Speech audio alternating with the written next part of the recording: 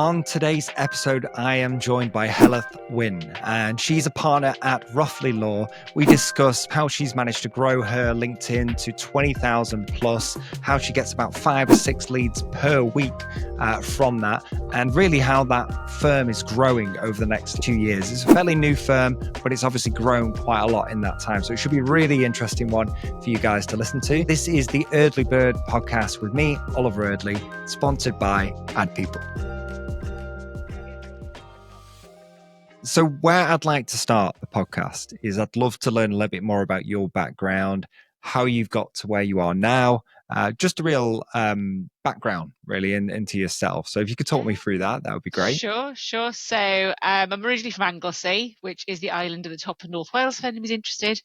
And I decided I would escape there and go to Bristol to university to study law, which I did, fell in love with the city, but ended up back in North Wales training, and then realised missed Bristol, came back down this part of the world to be a solicitor, and here I am charging around doing private client work, court protection work, long-term care work, essentially working with individuals, sorting their lives out.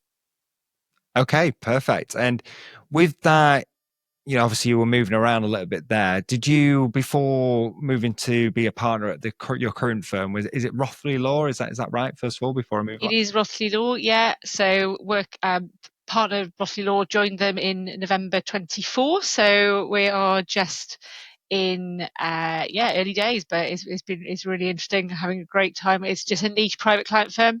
That's all we do. Private individuals, disputed estates, court protection, wills, tax trusts, all that sort of stuff. And that's it. It's great. It's really nice working in a niche practice. Perfect. So before that, were you at, let's say, larger practices? Yes, I have been in large practices, and they're great. Absolutely got their space, but I think for me and the work I do, I like being in something that's a bit more tailored to the individual. I like the fact that people ring me and they can get through to me on the phone rather than go through multiple switchboards. Yeah.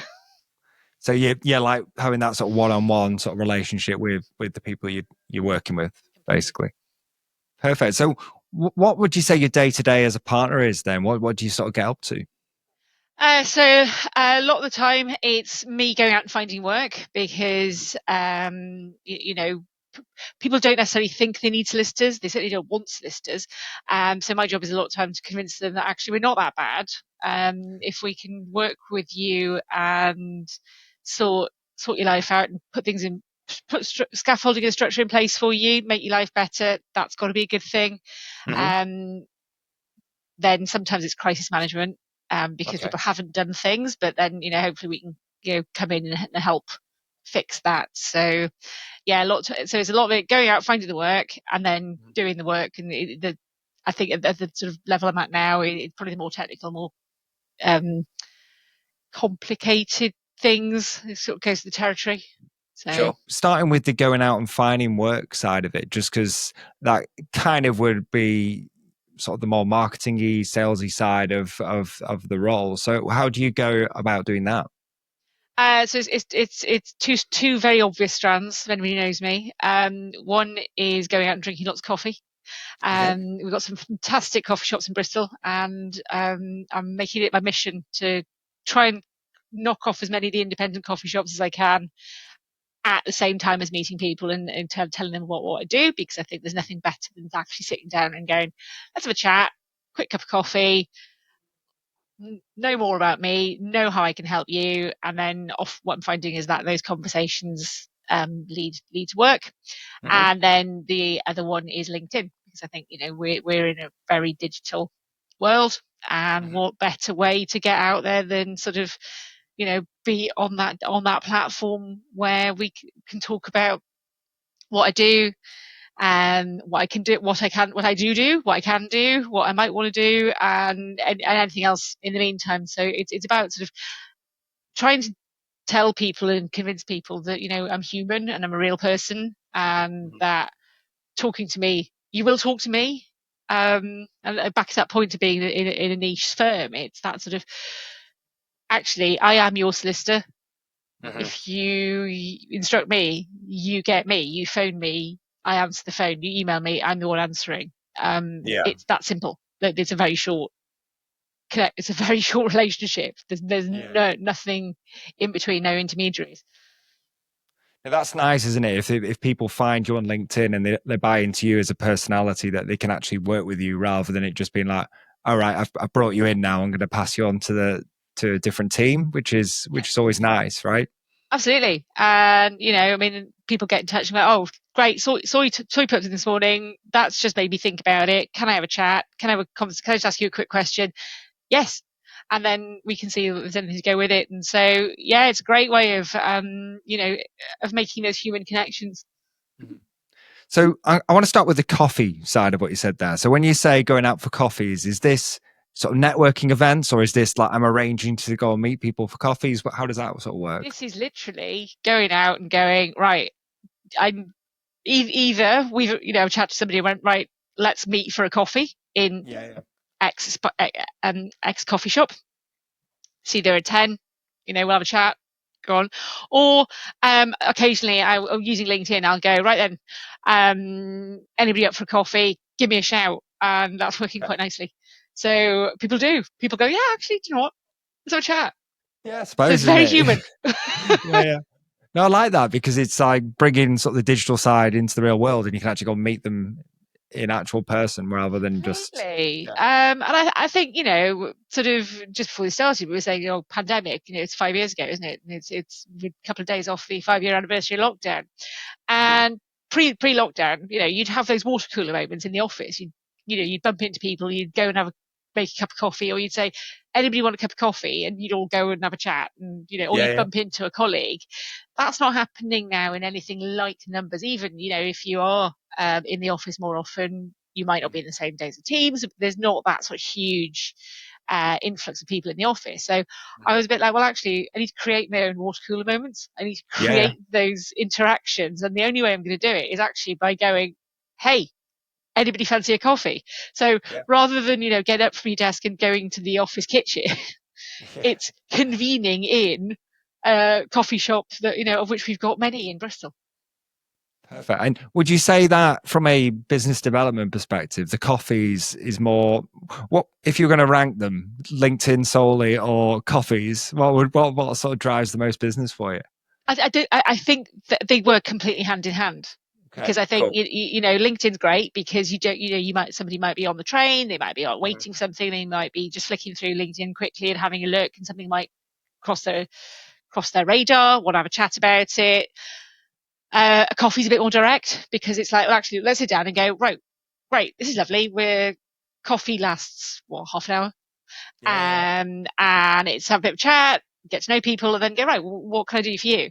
And there usually is something. There's usually something you can go, well, actually, I've got this thing that's a bit of a headache, or I don't really understand about this. Can you just explain a bit more? Because, I'm a solicitor and I work in a very specific area of law. People I'm meeting aren't doing the same job as me because they might be other solicitors doing different areas of law, or they might be accountants, they might be financial advisors, and it's that bit where they go, actually, we dovetail together. So I couldn't say one's better or worse than the other. That's cool. I actually love it though. I think it's a great idea for people that are doing a lot on LinkedIn. But I always say to clients, it's like, we need to find a way of getting outside of LinkedIn, whether that's emails or meeting in person. So I love what you're doing there. Yeah, well, we have I've got a coffee shop that is affectionately known as Meeting Room 7. Right, okay. Perfect. Yeah. Sitting long enough, most of the business community comes past and they all know I'm in there, so it's nice. Oh, right, just sitting there all day. Yeah, it's great. Clients. Remote working, got my laptop, headphones, back on. So LinkedIn then, obviously you're quite established on LinkedIn. I think you've got over 20,000 followers on there, so you're not new to the platform. So talk, let's say people that have obviously got smaller followings than you that are looking to build up that side of their business. What would be your best bits of advice? I think just start reading it, start having a look what's on there, have a look at people who are interesting, have a go, are you interested in, colleagues or competition, or actually are there people out there saying stuff that you find really interesting that actually you need to learn about your own job? So have a look at that. And then once you've sort of found your feet a bit about who's on there, start commenting and saying, oh, that was really interesting, thank you, I didn't know that, and I really value that. And then, you can sort of go, you might then start a dialogue with that person, go, I really like that thing you did. Can we have a meeting, whether that's coffee or virtual, and then if you're so minded, finding your own voice to say, actually, I've got stuff I want to say, I've got stuff I want to talk about, and I'm going to start talking about it. And I've always worked on the principle I wouldn't write anything down. I wouldn't want on the front page of the Daily Mail. So that goes for the day job as well as the LinkedIn. And I think, well, if I'm comfortable and confident, I would put it in writing for my job. Why would I not be confident enough to put it out on LinkedIn? So just do that. See what happens. See who gets involved. Perfect. I like that. So at the start, it's really just consuming it. So you're reading it, understanding what other people are posting about, what you like, then sort of engaging with it, commenting, and speaking with people on the platform. And then if you want, and if you want to grow in that way, you can start posting your own thoughts, opinions, direction, that sort of stuff. Is that right? Perfect. I think that's a great route. And in terms of stuff to say and posting, what format have you found most effective for you? Have you done much with, let's say, video or long text writing? What sort of works for you, or a bit of everything? I think probably when I first started, LinkedIn's a very different space. And it was very much like, in my head, it was this virtual Rolodex of like contacts, and I'm going, it's great because I've got all these people I've met, and I've got all that information in one place, and then that's great. Then I started to sort of start posting things like, oh, that's a news article that I found this morning, I thought that was quite interesting. I'll post it on there, and maybe feeling a little bit confident, I'm not sure I agree with this, or actually I think what this journalist's done is quite a good piece, and if I'm interested, somebody else might be, and then that's where I started. Latterly, I think I probably found my voice more, and the variety of things posted about ranges from things that I'm quite passionate about, so that I think people need to talk about, and I know it because I'm doing it all day, every day, but why would you know it if you're not in it? Talking about like things like, care fee planning, financial abuse by people at the moment is quite a big hot topic, so doing quite a lot with that. Bacon sandwiches always seem to get quite a decent hit rate, and shoes, as I've discovered, which is something slightly flippant, but actually it does show the humanity of this platform. I love that, because straight away, like, even shoes and bacon sandwiches, like, what you've done there is you've looked back at what's worked for you, and you kind of like, oh, that works. Why wouldn't I keep doing it? I think one of my most successful posts was one morning me going, what do you reckon? Brown or red sauce and bacon sandwich? Oh, I can see how that would kick off a debate. But it completely did. And it was something I just sort of wandered off, did some like proper work, came back and went, oh, hang on. This has captured the imagination, and it was loads of people, and it was really good natured, it was good fun, and and to this day I'm still like, oh, no, actually, bacon sandwiches are good things to talk about, as it turns out. Right, I'm putting that in my strategy list for the rest of the year, bacon sandwiches. Okay, perfect. So with LinkedIn then, how often are you posting? I see you are quite frequent on there. Is it every day, a couple of times a day? What does that look like? I will aim for one a day, because I'm quite opinionated, so I think there's always something to say. And as and when things crop up that are of interest, so I might be like, actually, something's hit my inbox, or something's gone across my radar, or somebody sent me info that they've seen, and I go, well, if it's one or two people out there are interested in it, that's great, because it's a way of consuming info. So might be that, but there's no sort of hard and fast rule as to when I want to do it, just more than quite opinionated. So it's not, it sounds to me, and I might be wrong, that you're not like a scheduling type of person. You're just posting what you're thinking at the time, or do you schedule some posts? Yeah, I'm fairly sort of, got stuff in my head. Yeah. No, And that's I get cool. That's out. great. Well, I did have one moment where I did an A to Z of law. So Yeah. that was like, actually, I had to stop and think about that, what I was going Yeah. to do Yeah. for the Yeah. A to Z. So I did write those out, and I was like, well, I can schedule those because, Yeah. they Yeah. have to be in order.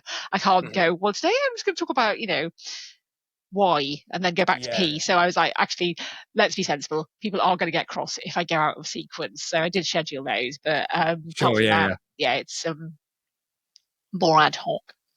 That makes sense. So for someone listening, thinking, yeah, I can see the work involved with doing that. I'm going to be posting every day. Got to keep sort of consistency. Is it worthwhile? So I'm gonna broach that subject. So do you get many messages, people looking for help in your DMs? Loads. Loads. Yeah, Wow. loads. If you were gonna if you had to put a number on it, let's say on average every week, what would it look like? Getting a good 5, 6, 7 plus people getting Wow. in touch. Yeah. Yeah. And I think again, it's that sort of, I think again, in a sort of post-pandemic world, and not just pandemic, but actually this pace of change with digital. Mm. People aren't walking down the high street going, "Oh, there's a solicitor. I'll go and pop in and have a chat." The first Yeah. thing they're Yeah. going to go on, you're on your phone, you're going to go and search that, and how do you pick a solicitor? I don't know. Yeah. It's, I mean, I'd sort of say, well, it's usually friends, family, man down the pub. Might then Yeah. get onto Google, TikTok, and some sort of digital presence Mhm. is what you need. And that's my digital footprint's there for Yeah. people to Yeah. find me, and Mhm. the fact that they can find me, and I hopefully come across as approachable, which is why people Yeah. are actually willing to go straight into my messaging and go, hi, can I just ask you this? Yeah. Yeah. Because they don't then have to go through, oh, I've got to ring up a law firm, Mhm. think about what I got to say, get past reception, get past somebody else, get past however many layers of Yeah. Yeah. interaction you find. Mhm. They message me, I'm on the end of it because it's my LinkedIn. So for me, it's Mhm. fantastic to be able to Yeah. just circumnavigate all that bureaucracy. Yeah. Exactly. I think for a potential client, it can be quite overfacing, right? To go to like a big firm and try and get through all those different steps. And I think one of the biggest differentiators that you have as a solicitor is your personality. And I think what you've been able to do is capture that and show it online. And that's this is the end result. People come to you directly, right? That's the goal. Yeah.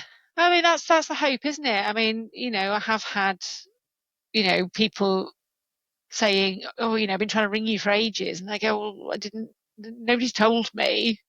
Yeah. And it turns out it's got lost in, it's gone lost in some sort of telephony system. And it's like, Mhm. it's a real shame because I've been sitting here Yeah. going, it wasn't I wasn't going to talk to you. I just didn't know you wanted to talk to me. So, Yeah. um, that's been a real big thing for me to go, look, get in touch. I Sure. am here. I am listening. I am willing to talk to you. Mhm. I'm not going to filter you. I'm not going to ask somebody else to take those calls, and I'm not so important I can't talk to you. Yeah. Well, no, that makes sense. So we've got you mentioned there you got two kind of main sides to what you do. So you got the business development side and which is the marketing, the LinkedIn, all of that, and then the actually doing the work side of what you do. Actually So being a lawyer. yeah, actually doing that side, Yeah. which is two jobs in itself anyway, right? But which what sort of time does it take up? Would you say what takes more time up is that probably a good place to start? Oh, it goes in peaks and troughs. Right. You sort of go, oh, I've had a really good week. I've got loads of stuff done, and I've tied it all up in a bow, and it's all lovely and tidy, and I can breathe, and I've got structured things I want to do, and then something comes in completely left field, and you go, I have to Yeah. drop this. So, Yeah. I do court work, so I do work Mhm. in the court of protection, and often, people think they can manage They can manage this, and then they realize actually they're out of their depth and there's a court hearing next week and they really need some assistance. And I think, well, that's what I'm here for. I can navigate that with you. And so, I have to, all best laid plans and all that. I think I have to then put aside time to make sure that client gets the service they need. And, we'd all, in a perfect world, we'd have everything, just lined up beautifully, wouldn't we? But life doesn't work like that. So, and again, it's about not being precious and going, if somebody is phoning me and going, I need help, I've got this going on next week, can you help? And I can help, I will. And that might mean other stuff's got to be bumped, or, and it's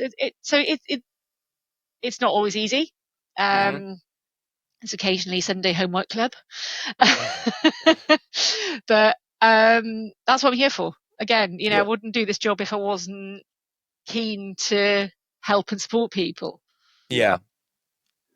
I mean, looking from the outside, looking in, it looks like a lot of work, right? And I probably would say from a good question I was thinking of is time management. You kind of touched on a few parts there. Would you have any tips for someone that obviously wants to get to that level of being a partner and growing and getting loads of inquiries coming through naturally? What would you say is your best sort of time management tip? Learn to type quickly. Yeah. Actually, learn to type quickly and accurately is an enormously useful skill. Use technology. Use AI note taking. Embrace all that stuff. All that stuff that can take that pressure off you. Use it. If you're having a meeting and somebody can automatically transcribe for you that meeting, and then you've got that meeting now, why would I then go back and use it? So, but it's that stuff freeing me up to do what I should be doing, which is interacting and being a human and being an individual who's helping out. But I think, if you're starting out, it is a hard slog. There will be long hours because you're not going to know things off the top of your head. As I used to have trainees, I said, look, none of us, I'm not smarter than you by any stretch of the imagination. I've just been knocking around longer. Yeah. Oh, yeah. Which means that I've probably seen that, done that, and know how to get, you're going A to Z through the entire alphabet. I can probably get to Z by skipping all the bits in the middle because I've been there. So that's what you're paying. That's the paying for. That's the experience. That's the skill set to say, well, look, I've been there. I've done that. I've got a t-shirt. You will get there, but because you're not there yet, you're going to have to go the long way. You can't take that shortcut. Yeah. There's not always a shortcut, is there, right? Everybody wants the easy way through, right? Yeah. And there isn't an easy way through with the technical stuff. I mean, there's stuff that I think, the AI machine learning can take away an administrative burden, which is fantastic because that can be enormously time consuming. And that's not what I'm here to do technically and professionally. So yeah, that stuff, brilliant. But technical proficiency, that you have to do that a long way. Yeah, no, I love that because I've had the chat with a few other people on the podcast about AI. I know it's the flagship thing at the moment everyone's talking about, but it always seems to be use AI to take the boring stuff that you don't want to do, like the note taking and the administration tasks. So it allows you to focus where you should be, which is the human element of what you do, where you have to deal with clients and speak to people, and that's the real benefit of using it properly. So is there any tool that you use specifically that you're thinking of when you said that? Not at the moment. I'm trialing various bits and pieces. I mean, again, with my lawyer hat on, I sit there and go, but where's it being stored? Where's the confidentiality? Yeah. If it's cloud, where's all that? So I need to be cautious about, what I'm using. And as my old boss used to say, if it goes wrong, where's the indemnity? So yeah, that makes sense. So now with the sort of general firm rather than just you specifically, so how does the firm market itself get clients? Is it similar to you where you have individual partners that have to drive the business development, or is there different ways of doing it? So again, it's a relatively new firm. It's coming up to its second year anniversary, Okay. and it's very partner driven because it's a load of partners who've come together. A lot of them knew each other anyway, but there's quite a large number of us joining now.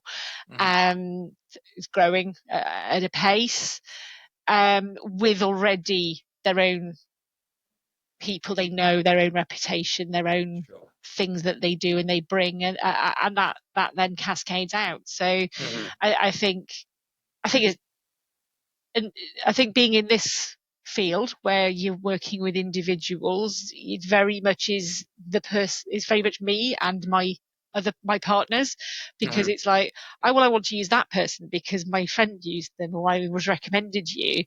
It's less about, so corporate colleagues, having worked in larger firms, corporate colleagues might have one client, and they might have one client that's a bank or another corporate entity, and it's quite fluid. It doesn't really matter. You could have a team of 40 lawyers and one client who actually is comprised of 40 people, and it doesn't really matter because there's is that business to business. I'm in business, but I'm dealing with individuals, and that relationship is very different. And I think all of us will say we want to be your lawyer. We want you to feel that if you're paying me, I'm working for you. Yeah. No, I love that. I think it makes a big difference, right? I think there is benefits for bigger law firms out there. I'm not going to badmouth any other law firms, but I think that individual aspect is definitely appealing, right? And I think it must be a big selling point for what you guys do. It's massive. And, there's absolutely space for big law firms, go and count them. Yeah, I know there's enough of them, yeah. There's a lot of them out there. Yeah. But are they geared up towards that, your mum or my mum or somebody who's having a difficult time? And as you say, so I've come out from a big corporate firm into something much more niche and bespoke, and I've had a number of people going, great, so I'm going to use big corporate for my corporate stuff, and I'm going to use you for the personal stuff. So actually they themselves are self-selecting clients who've got a need for corporate are saying, great, well, I can then split and differentiate that way. Sure. Which was something that, I hadn't really factored in when I was thinking about the move. And I was thinking, well, it makes sense to me, but I hadn't thought about what the clients were thinking. And the clients are like, no, great, because that suits us, because then we've got two people we work with, and we're not contaminating our personal and our business life. Sure. No, that makes perfect sense. Yeah. So with the firm then, in terms of its goals and your goals, should I say, as well, it doesn't have to be just a firm, but do you have any sort of growth goals as a company, or are you looking to grow naturally? What is the goal for the business? So as I say, so roughly is coming up to its second year anniversary, and I think when it was at inception, I think there's about 45 people, roughly, give or take. In year 2, we're 65, give or take. And so I'm in the Bristol office, and my colleague Rebecca, who's spearheading it, was there by herself this time last year, and now there's 4 of us. So we are very excited to see that growth, that development, what we can achieve, where we can go with it. And I think that there's space for growth, there's space for development. Is it global domination or just? Always. It's about finding that balance. It's about finding that balance of going, I am only one person, and there are only so many people I can deal with, and I want to still be able to do that. And unless I can clone myself and, or I can train somebody up very much like that, there's going to be that space where, it's going to be a slower burn, and finding that sort of person, because, it's taken me some time to get here. Yeah. And it's not the sort of thing that I'm going to get somebody straight out of law school able to do, because again, you can't train that experience. Mm-hmm. I can train technical, but I can't, you have to have the experience to be experienced. Yeah. You got to have the scars, haven't you, really, over the years of hard work, unfortunately. Yeah, you've got to have those hours. You've got to work out what works. You've got to work out what doesn't work. You've got to, have fallen down, picked yourself up, dusted yourself off, and start and done it again, because, you're not going to always get it right. Mm-hmm. It's not going to be something that, everybody gets straight away. But you learn. Perfect. So, for you then, one question I wanted to ask is around challenges and potentially what has been the hardest part of getting to where you are as a partner. I wonder if you could talk me through that. I know it's a bit left wing. No, I think it's this sort of like, because we're all lawyers are alpha personalities. We are all like straight A students, and we are all like, did really well at GCSEs, did really well at A levels, did really well at a degree, and then it starts to get messy when you go, but I'm a straight A student, and I've been a straight A student all my life. Yeah. And then reality hits, and you're going, okay, so actually you're not doing a set of exams every 2 years, and every 2 years you're moving up a grade. There gets a point where it's a pyramid. It's getting smaller and smaller and smaller, and there is only space for so many people at that point. And you either grow out that and you create your own pyramids, or you go off and do your own thing in consultancy model. And I think it's that shock to the system of going, what do you mean I'm not just, gonna trot through the ranks? Yeah. There may be a little bit more to it. And then when you get there, you go, oh, it's nice this. I'm now the grown up in the room. Where you've always had like, can I just run this up to you to check? Yeah. Then you realise that the buck does stop with you, because there is nobody else. Yeah, I don't know if you've seen the memes on like LinkedIn where it's like, oh, suddenly I'm important. Have you ever seen it? It's like, oh, damn. Yeah. It's like, okay. Yeah. Then you're like, oh, I am the grown up in the room. All right then. Yeah. Perfect. So I think that's a great place to sort of wrap things up. So if somebody wanted to follow you, inquire with you, get in touch with you, how's best to do that? Really helpful having an unusual name, because you can Google me and you'll find me on LinkedIn, and I will always say yes to invitations. Perfect. Yeah. Nice and easy. Yeah. Well, I appreciate your time, and thank you so much for spending the time to speak to me. I'm looking forward to catching up with you again, let's say in like 12 months, because obviously the firm's on a real growth path at the moment. It is. To see that continue. And something you don't know is that we won Bristol Life Awards legal category last night. We got an award. Perfect. See, things are just getting better and better. Better and better. Perfect. Well, thank you again. You're welcome.